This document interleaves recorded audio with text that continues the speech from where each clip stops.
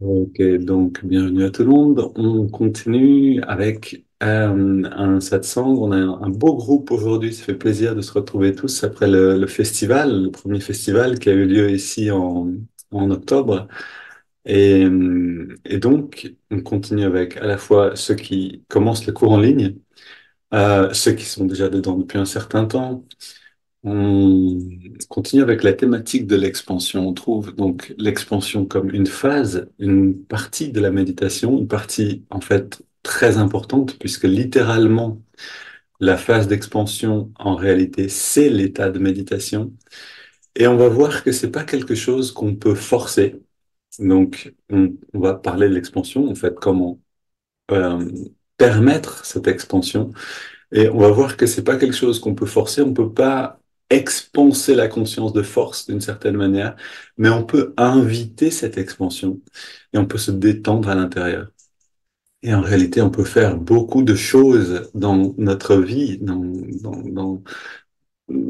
notre manière d'interagir avec le monde pour permettre cette expansion de la conscience. Donc, ce que je vous propose, c'est d'abord de commencer par, bien sûr, un chant, une prière, un chant et un petit moment d'intériorité. Prenons le temps, cette intériorité, de sentir que on commence le satsang dans cet état d'expansion, puisque c'est bien de ça qu'on va parler aujourd'hui, et voir comment on peut améliorer, en fait, ce mouvement naturel de la conscience.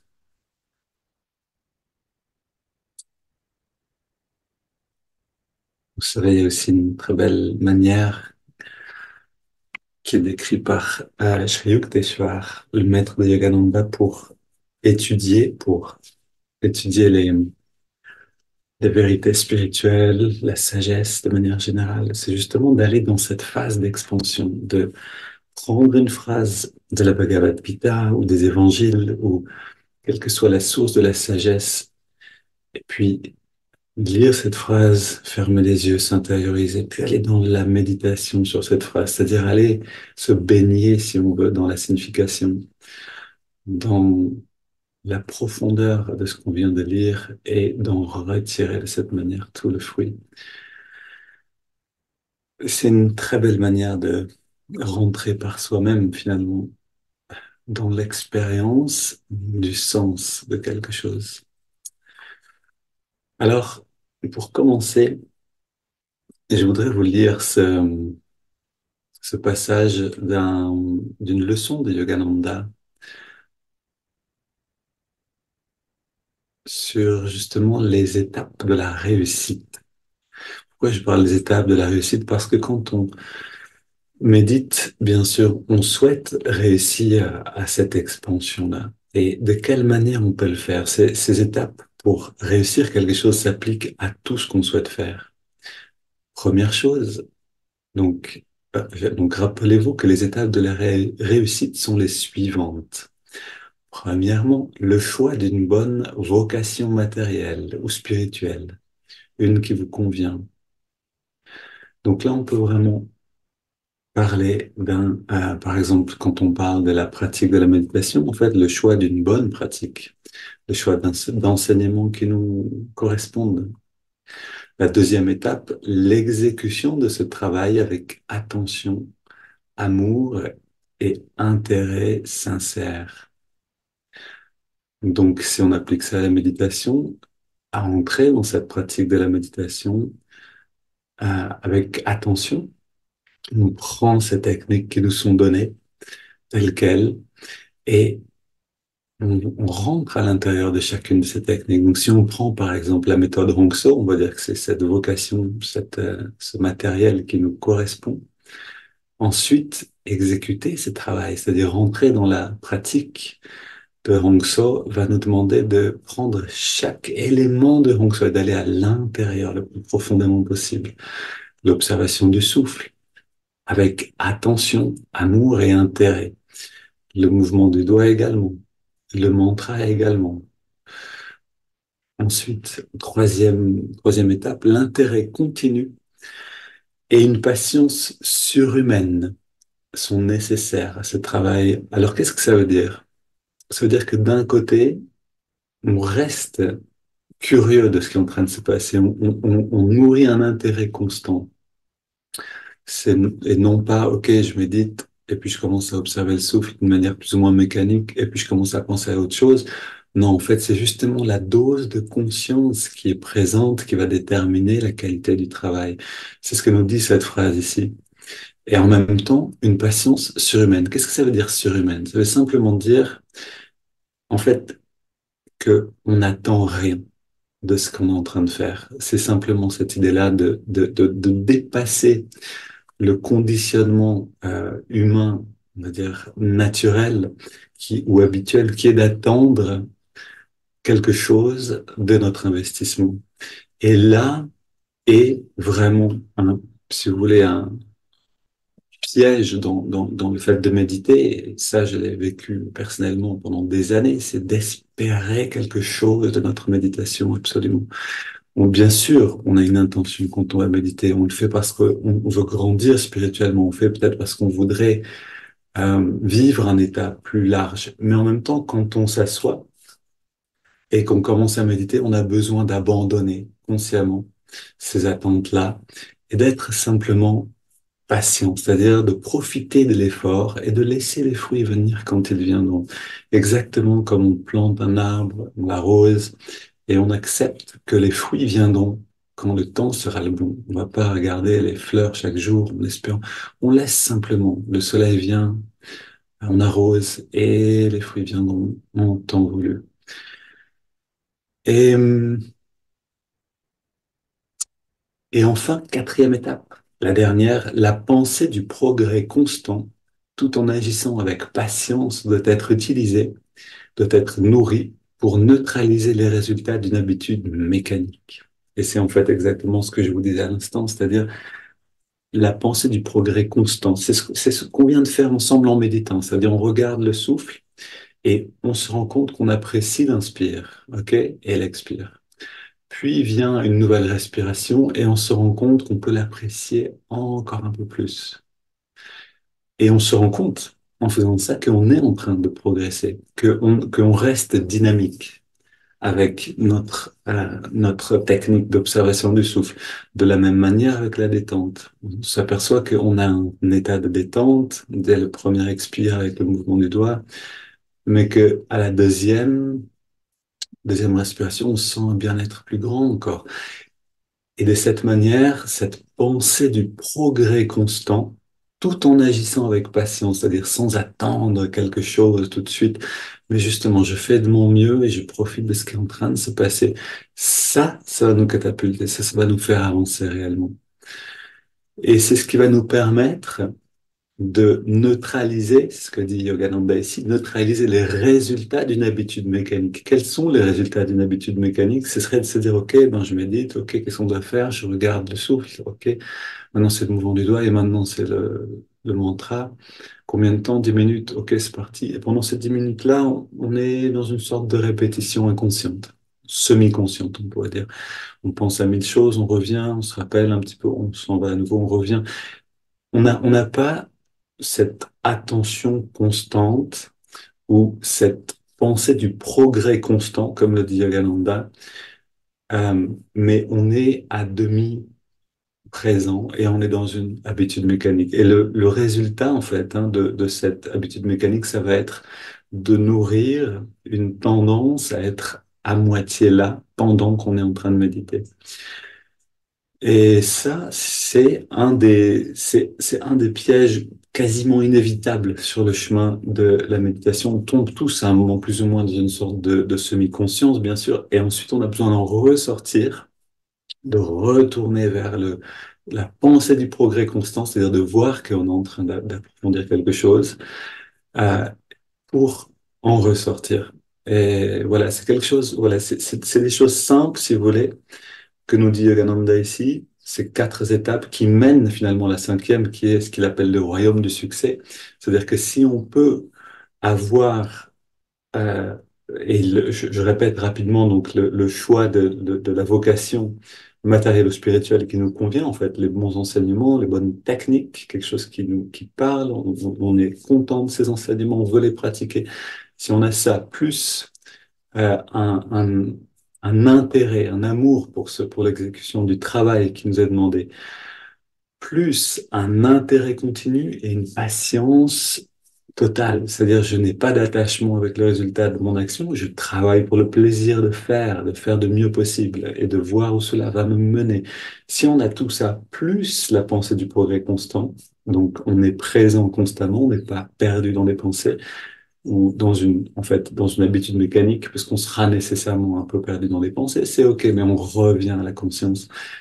Alors, on va y arriver, en fait, hein. C'est tout ce dont on a besoin. Et ces choses, voilà, on a besoin de s'en rappeler de temps en temps, éventuellement de les noter même, et puis quand on médite, de se rappeler, est-ce que j'ai vraiment les éléments nécessaires pour que ma méditation soit bonne, soit fertile? Et, et Yogananda termine en disant tous les déserteurs, alors c'est un mot qui est fort, tous les déserteurs en fait, tous ceux qui abandonnent, tous les mécontents qui ne réussissent pas, ignorent cette loi ou la violent concernant. Ce sont des mots forts, mais c'est pour dire que les, comment dire, à la fois les ingrédients de ce succès sont simples et en même temps, on a besoin de les connaître, sinon, si on les ignore, on peut en effet se perdre. Ou on a besoin, pourquoi est-ce qu'on violerait, pourquoi est-ce qu'on, pardon, un mot peut-être plus juste, pourquoi est-ce qu'on se détournerait de de cette conscience, patience, etc., justement parce qu'on souhaite quelque chose et qu'on n'a pas forcément la patience d'aller à travers les étapes. Alors, vous savez, on a eu le festival récemment. On peut voir aussi le travail d'expansion à travers quelque chose d'aussi concret que le festival. Euh, donc, le festival qu'on a organisé, voilà, vous étiez, la plupart d'entre vous, vous étiez présents et merci, c'était super de vous avoir avec nous. Euh, on peut pas savoir en fait quel va être le résultat du festival. Ok, on peut avoir l'idée, il y a quelque chose ici qui veut se manifester, à chaque qui va venir. On a eu un groupe de pèlerins, on pourrait réunir tout le monde, on pourrait inviter d'autres personnes, mais le résultat de nos actions n'est pas entre nos mains. Ce qu'on peut faire nous, finalement, c'est amener de l'enthousiasme dans ce travail-là, euh, se lâcher prise aussi face à toutes les difficultés qui sont présentes pour rassembler du monde, pour faire quelque chose qu'on n'a encore jamais fait. Et puis, s'engager dans cette bataille, parce que c'est aussi une bataille. Et c'est là où nous, on peut faire quelque chose. C'est-à-dire que quand on est dans l'accomplissement ou la préparation en fait des festivals, on se dit, mais en fait, est-ce qu'il va y avoir du monde? Est-ce qu'on est en train de faire on est en train de faire un travail énorme pour en fait peut-être une dizaine de personnes et puis en fait le comment le mouvement de croissance ne va pas être là. On ne sait pas trop à quoi on va s'attendre en fait. Et c'est la même chose dans la méditation. On investit de l'énergie, on ne sait pas ce qui va venir, on n'en a aucune idée, on ne peut pas le savoir. Et ensuite, on a besoin de malgré cette comment dire, cette peur de la déception, de oui, mais est-ce que c'est vraiment le bon chemin? Oui, mais est-ce que c'est vraiment le bon choix? Oui, mais est-ce qu'on va y arriver? Là, je parle vraiment du festival parce qu'on a beaucoup de choses à gérer, mais c'est la même chose dans la méditation. On a besoin de cette détermination à s'asseoir régulièrement, à pratiquer une même méthode, à ne pas se détourner par, oui, par manque de patience ou par oubli simplement. Et la grâce vient compléter l'effort. Alors, c'était vraiment intéressant pour nous de le voir et j'en parle parce que beaucoup d'entre vous étiez là. Voilà, c'était une très belle expérience. On a eu ces 3 jours, même plus que ça, on a eu presque une semaine avec des personnes qui sont venues avant nous aider. C'était déjà un festival. C'était déjà tellement de cadeaux qui étaient là. Et puis, on a eu même un jour à la fin, le lundi, avec une cérémonie de prise des vœux du disciple pour ceux qui le souhaitaient. Tout ça, c'est venu d'une manière complètement spontané, si vous voulez, dans la grâce de l'instant. Mais qu'est-ce qui était, donc on a reçu une abondance de cadeaux dans sur ce chemin-là. Euh, il y avait cette magie qui était présente, hein. Pour ceux qui étaient là encore lundi matin, vous l'aurez senti, on n'avait rien prévu, on s'est assis en groupe comme ça, on a parlé, Acha nous a parlé de qu'est-ce que c'est le vœu du disciple, qu'est-ce que c'est en fait la relation entre le disciple et le maître qui est d'abord à l'intérieur de nous. Et puis des questions de fil en aiguille, et voilà, on est arrivé à ce moment-là où tout d'un coup, quelqu'un a dit, mais en fait, je suis prêt pour ça. Et puis on est allé dans cette cérémonie, dans cette expérience qui a été merveilleuse. Est-ce qu'on avait prévu ça? Non, on n'avait pas prévu ça. Enfin, on avait pensé que peut-être ça pourrait se passer, on ne savait pas si on avait même lâché prise là-dessus. Et finalement, ça a été un grand cadeau pour ceux qui étaient présents. Et ce que je veux dire avec cet exemple, c'est la même chose dans la méditation. C'est-à-dire qu'on a besoin de faire une grande somme d'efforts. Et on va voir qu'on peut faire des efforts. Et à chaque fois qu'on entre dans la méditation, entrer avec cette ouverture. J'ai fait des efforts, je ne sais pas ce qui va se passer. J'accueille simplement les fruits de la pratique. Et ces fruits ne m'appartiennent pas d'une certaine manière. Et j'insiste là-dessus parce que oui, et je parlais avec un ami hier justement qui médite, qui souhaite avancer avec ce calme mental, avec cette expérience de la méditation. Et puis il me disait, ben tu sais, j'ai déjà un certain âge, maintenant je voudrais arriver à quelque chose. Et c'est tout à fait compréhensible. Et en même temps, c'est justement là où on a besoin de désamorcer cette attitude d'attendre quelque chose. On aura toujours une raison ou une autre d'attendre quelque chose. Et on a besoin de voir cette attente et de la désamorcer. Ok, je voudrais atteindre quelque chose. Et je rentre de manière consciente dans l'esprit du karma yoga. Vous savez, c'est karma yoga qui est, et alors ça, c'est quelque chose dont vous allez entendre parler dans le deuxième module, mais dont je vais vous parler un tout petit peu plus tard encore, parce que c'est important de le comprendre, en tout cas d'avoir une vision large. On a euh, cette attitude, je vais y revenir plus tard, de agir sans attendre pour le fruit de nos actions. Ça, c'est une clé. C'est-à-dire, si vous voulez vraiment déverrouiller l'espace de l'expansion de la conscience, vous ne pourrez pas y arriver en attendant quelque chose. Parce que en attendant quelque chose, en désirant quelque chose et en l'affirmant alors que vous êtes en train de méditer, vous conditionnez l'instant présent. Vous affirmez, je n'ai pas cela et je le veux. Et en affirmant, je n'ai pas cela et je le veux, vous le repoussez. C'est-à-dire que vous le gardez à une portée de bras. Vous savez, c'est comme pour ceux qui étaient dans l'atelier spiritualité et couple, si je rentre dans une relation en voulant quelque chose, sans jamais lâcher prise avec ce désir, j'affirme constamment le fait que je ne l'ai pas et donc que je vais faire l'expérience de ce manque. Et c'est la même chose dans la méditation, c'est la même chose dans la vie avec toutes choses en fait.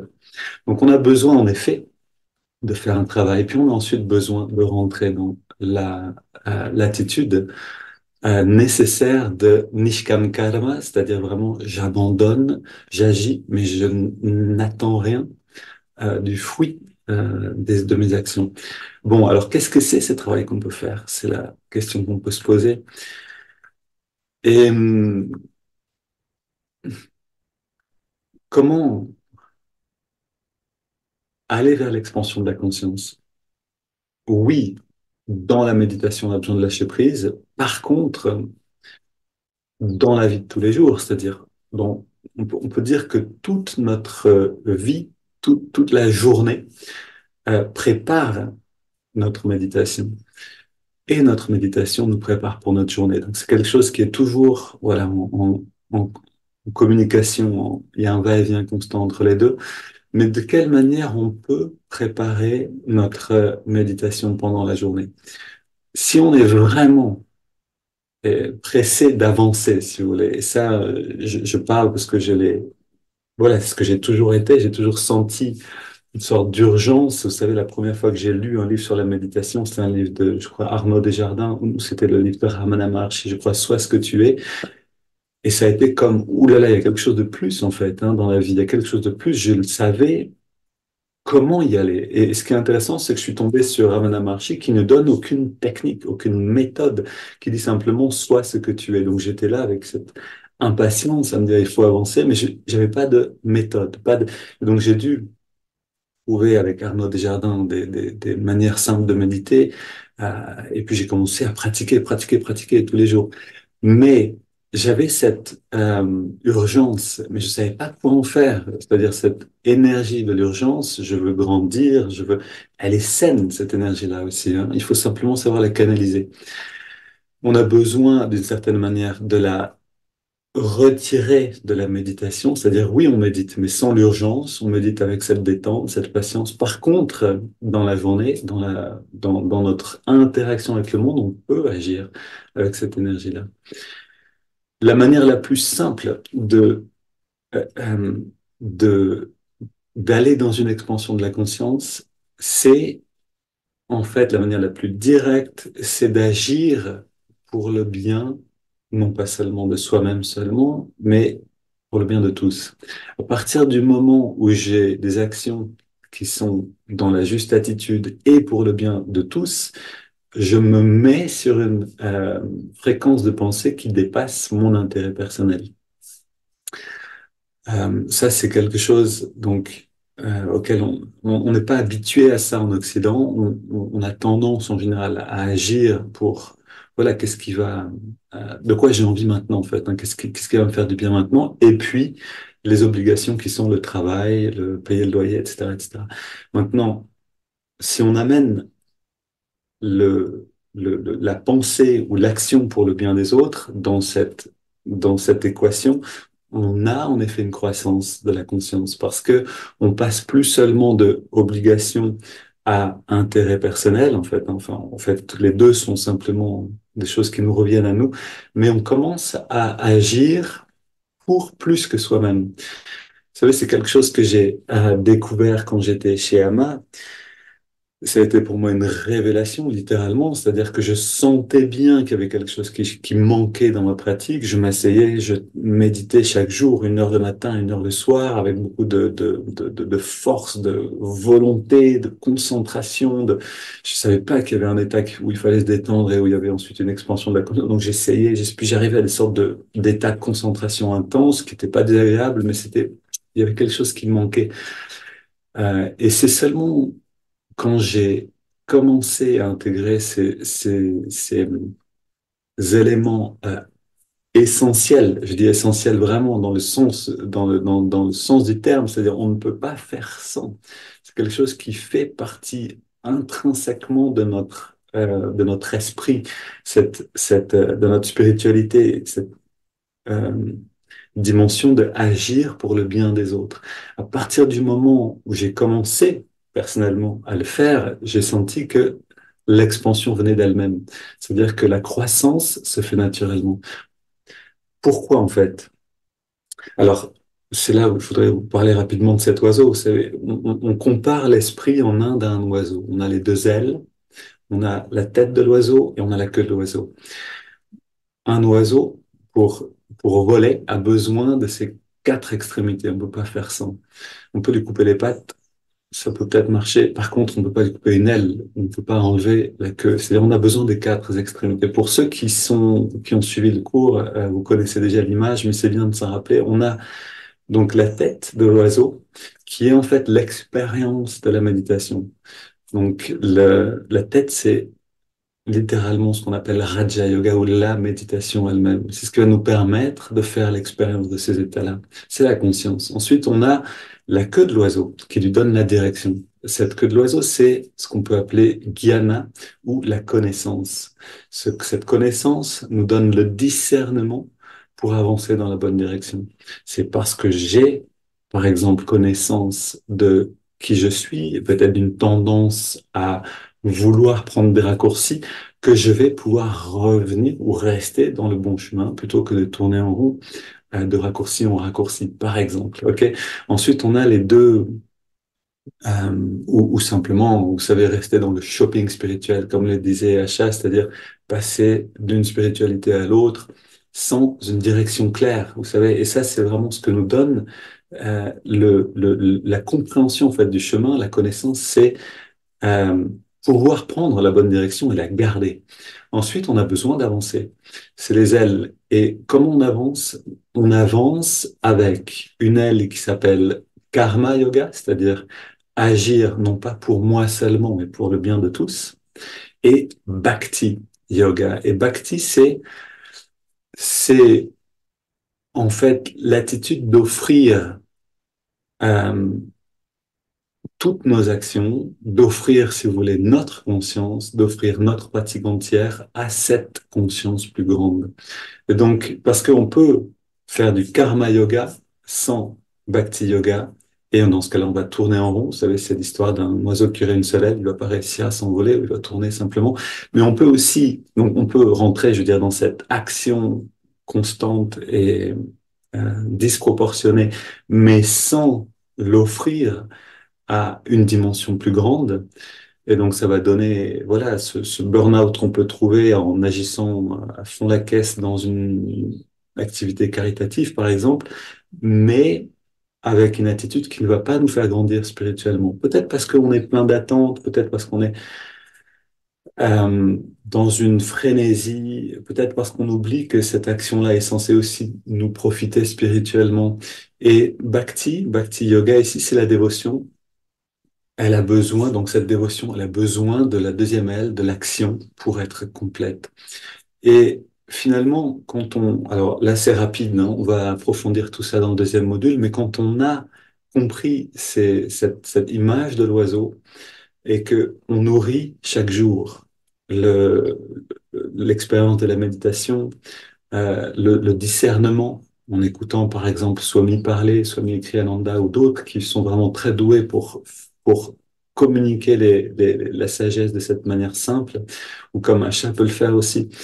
Euh, et puis, on a cette action. Vous savez, je vais passer le balai. Vous savez, vous voulez grandir spirituellement, ça peut paraître stupide, mais commencez par sortir les poubelles. Commencez par ranger votre chambre. Commencez par, voilà, vivre dans un environnement propre. C'est des choses simples. Vous savez, quelqu'un disait, euh, c'était pendant le Covid, on voudrait sauver le monde, mais personne n'a envie de sortir les poubelles. Et c'est vraiment dans ce paradoxe dans lequel on est maintenant. Si on veut grandir spirituellement, on a besoin de regarder les choses autour de nous. Ça, c'est quelque chose qui doit réjouir Janavi.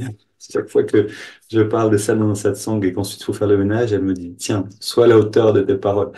Et c'est vrai, on a besoin, si on veut grandir spirituellement, d'être à la hauteur de voilà, de cette existence incarnée et voilà, on a un corps qui nous a été donné. On peut croire que c'est la biologie qui nous l'a, ou une sorte de hasard monumental qui nous l'a donné. Ok, mais on a ce corps-là et on va l'utiliser pour nous aussi faire du bien. Comme une petite abeille, comme une fourmi qui va travailler pour la grande fourmilière, l'abeille qui va faire son miel pour la ruche. De la même manière, Yogananda reprenait souvent cette image de la ruche, de la ruche spirituelle. Il disait, on a besoin de créer des ruchers, on dit ça en français, je crois, des ruchers, des ruches, comme ça, des assemblages de ruches spirituelles dans le monde. Et Ananda, c'est vraiment ça. C'est-à-dire qu'on a un contexte qui nous permet de grandir ensemble parce que plusieurs personnes nourrissent les attitudes nécessaires à la croissance spirituelle et qu'on se met dans le même bain et on travaille ensemble, on fait quelque chose. Donc ça, c'est quelque chose qui va beaucoup nous aider. Et en fait, cette absence d'être dans une ruche, c'est quelque chose qui fait qu'on peut tourner en rond pendant longtemps. Moi, c'est quelque chose que j'ai remarqué un jour dans ma vie. Je voulais grandir spirituellement. Je commençais à être conscient, j'habitais à Vienne à cette époque, en Autriche. Je commençais à être conscient qu'on avait besoin de penser aux autres, en fait, hein. Je commençais à devenir conscient de ça, vaguement, intuitivement. Euh, mais j'étais conscient que mes désirs, c'était acheter un nouveau téléphone plus performant, que c'était en fait pas du tout dans le sens de l'expansion ou dans le sens de servir, mais dans le sens de j'ai envie d'un nouveau jouet. J'ai envie de m'amuser un peu plus, vous savez, j'ai envie d'une autre possession. Et en fait, la conscience en ce moment sur la Terre, elle est dirigée par l'intérêt personnel. On est vraiment dans cet âge-là de l'intérêt personnel avec beaucoup d'énergie pour atteindre ses buts personnels.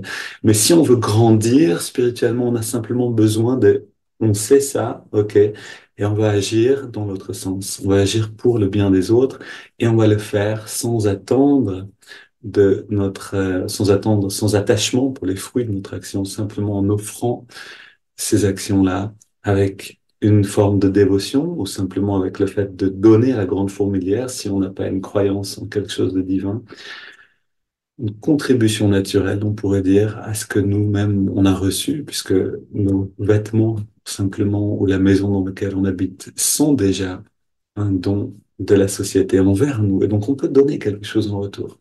C'est quelque chose qui peut beaucoup nous aider. Donc, c'était, voilà, quelques mots sur l'expansion. On pourrait dire beaucoup, et j'avais écrit d'autres choses, mais je voudrais garder un temps ensemble.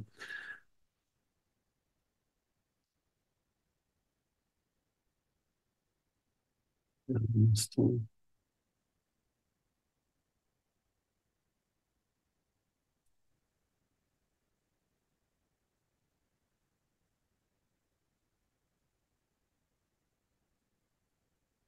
Oui, je terminerai en disant que voilà, c'est quelque chose dont on peut se réjouir, si vous voulez, que ce chemin spirituel que nous propose Yogananda et Ananda à ses suites, donc cet enseignement est complet dans le sens où il nous permet d'éviter de nombreux pièges. J'ai connu personnellement des personnes qui ont fait des retraites, de longues retraites. Vous savez, on a ces retraites de 3 ans, 3 mois, 3 jours. On a des retraites, on a des manières de rentrer dans une spiritualité avec beaucoup de force, on a Vipassana, etc. Finalement, qu'est-ce qui compte vraiment pour un changement de notre conscience, pour une expansion de notre conscience?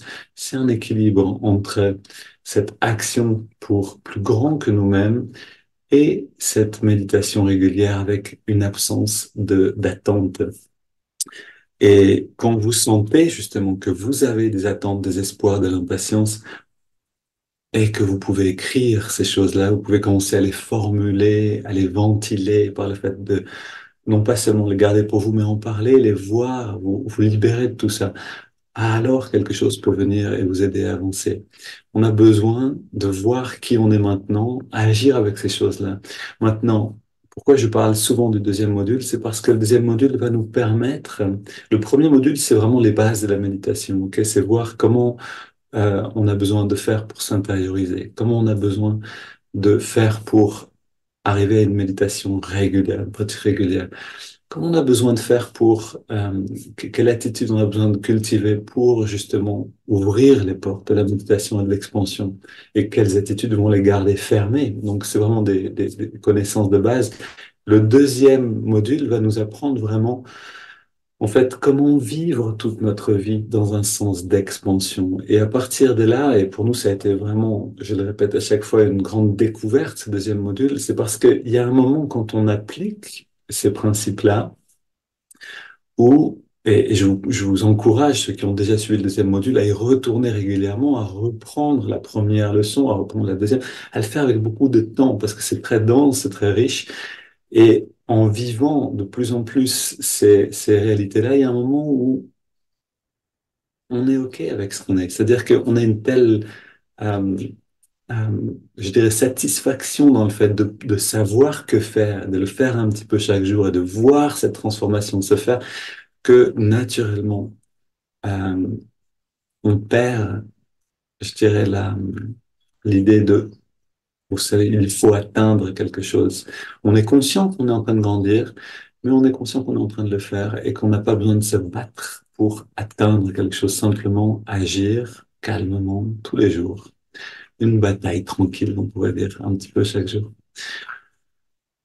Ok. Bien sûr, j'avais prévu 1000 choses de plus, mais ça, c'est souvent comme ça. Non, ce que je vous propose, c'est maintenant on va aller dans les petits groupes et puis de mettre ça en pratique. C'est-à-dire, on peut, ça c'est vraiment une question d'organisation et de volonté. Là, par contre, on peut agir, c'est bien de le faire. On peut décider de créer une habitude positive, de la nourrir et de la faire atterrir dans notre vie. Et Pour ça, on peut observer la méthode Hong So. Vous savez, l'architecture de la technique de concentration Hong So. On a d'abord préparé le corps, préparé le mental avec les respirations. Ensuite, on a l'observation du souffle. Donc, on a des éléments comme ça qu'on ajoute les uns après les autres. Ensuite, on a le mouvement du doigt et ensuite, on a le mantra. Et ensuite, on a rentré dans la phase d'expansion. On peut dire que tout ça se fait partie de la méthode. Maintenant, pour intégrer une nouvelle habitude dans notre vie, on peut faire de la même manière. C'est une très bonne manière de le faire, justement, de voir les différents éléments de cette nouvelle habitude qu'on voudrait créer et d'apprendre à les intégrer l'un après l'autre. Je vous donne un petit exemple, parce que cet exemple-là, je sais que beaucoup peuvent en avoir besoin, c'est comment se réveiller, comment sortir du lit, en fait, de quelle manière. C'est quelque chose qui détermine beaucoup les qualités de notre journée. C'est de quelle manière on se réveille, de quelle manière on accueille la journée. Et alors, Yogananda donne une abondance de conseils ici parce qu'il sait l'importance de la chose. C'est exactement comme quand on va aller dormir, ça va déterminer beaucoup de la prochaine journée. Donc, on a besoin de savoir se réveiller, naître dans la journée et mourir, c'est-à-dire laisser la journée disparaître et se reposer à nouveau euh, dans ce sommeil profond. Et pour se réveiller, un premier élément, par exemple, ça peut être de remplir le corps d'énergie. Voilà quelque chose qui peut nous aider à sortir du lit, puisqu'on peut avoir cette tendance à rester dans le cocon, sortir du lit avec une double contraction et expire détente. Faire ça 3, 4 fois, 5 fois, ça va amener de l'énergie dans le corps et ça va être beaucoup plus facile de se redresser et de se lever. Imaginons qu'on a intégré ce premier élément pendant une semaine, ok? Pendant une semaine, tous les jours, contraction détente, 5 fois dans le lit avant de se réveiller. Ok, c'est intégré. On peut passer à la prochaine. Qu'est-ce que serait un prochain élément? Par exemple, commencer avec une prière. Si on aime prier, ok, se mettre en contact avec quelque chose de plus grand. Donc, je commence par contracter, relâcher. Ok, j'ai un boost d'énergie, je suis réveillé. J'ai tous mes muscles qui sont vibrants, le corps qui est réveillé. Ok, je peux me mettre à genoux dans mon lit pour être sûr de ne pas m'endormir. Je me mets à genoux, la tête peut-être contre le matelas un instant, et je rentre dans une prière. Quelque chose qui me met en contact, qui demande de l'aide de l'autre côté. Et puis, je peux décider de sourire, je peux décider de me rappeler quelque chose qui m'a réjoui pour entrer dans la joie, pour aller dans la journée avec cette joie. Et la garder, par exemple, pendant 5 respirations, c'est quelque chose qui change complètement l'humeur et la manière dont on a d'accueillir, en fait, ce qui vient. Vous voyez, on peut donc faire notre propre méthode Hongso. Comment rentrer dans la journée? Je vais y rentrer en affirmant l'énergie, en réaffirmant mon lien avec une plus grande conscience et en pensant à ça au début de la journée. Je peux l'affirmer avec un sourire qui va amener cette conscience vers la superconscience, le rire, le sourire surtout. Euh, un sourire tranquille, c'est l'expression de cette plus grande conscience. Et ensuite, je peux décider que je vais ajouter répétition d'une affirmation parce que quand je me réveille, ça rentre plus profondément dans le subconscient. Je peux avoir un déroulement clair de ce que je fais au début de la journée. Et toutes ces choses vont venir enrichir et créer une habitude qui non seulement, si je l'intègre bien, va venir fortifier ce que je vis maintenant chaque jour parce que voilà, je suis porté par cette habitude que je crée, mais va venir comme un acquis, si je le vis pendant 1 an, 2 ans, 3 ans, 10 ans, 20 ans, va venir comme un acquis spirituel ça c'est Yogananda qui nous le dit en fait, rien n'est jamais perdu. C'est-à-dire tout ce qu'on aura acquis spirituellement dans une vie passée ou présente sera présent dans nos vies à venir. Et donc, qu'est-ce qui fait que peut-être déjà j'ai une facilité à me réveiller d'une certaine manière? Peut-être que j'ai déjà créé cette habitude par le passé et qu'elle revient naturellement dans cette vie-là, elle se manifeste naturellement. Peut-être que ce que je vais créer maintenant viendra si je dois revenir dans une vie future d'une manière naturelle. En réalité, rien n'est jamais perdu. Quand c'est un acquis spirituel, tout est toujours va venir simplement dans grandir, on pourrait dire. Ok, j'ai assez parlé, j'ai vraiment assez parlé, donc je vais m'arrêter là. Mais ce que je vous propose, c'est de se retrouver en petits groupes et ensemble de réfléchir, parce que ça, c'est justement la partie qui est active. C'est-à-dire que on voudrait, on veut aller dans la méditation, on veut aller dans des beaux états, on veut rentrer dans une communion intérieure, etc. Super. Qu'est-ce qu'on peut faire? On peut pratiquer notre méditation quotidienne et le faire avec un esprit de détachement. Par contre, donc ça c'est bien et on a besoin de le faire. Par contre, ce qu'on peut faire vraiment pendant la journée, ça va être de créer des habitudes positives. Et donc, voir les habitudes négatives et les déconstruire, ça c'est un travail. C'est pas de ça qu'on parle maintenant. Enfin, on peut le faire automatiquement quand, par exemple, on a du mal à sortir du lit et on amène une autre habitude par-dessus. Oui, on va déconstruire une habitude et en construire une autre positive à la place. Mais on va se concentrer maintenant en petit groupe sur qu'est-ce que je pourrais faire dans le déroulement de ma journée pour cultiver une bonne habitude.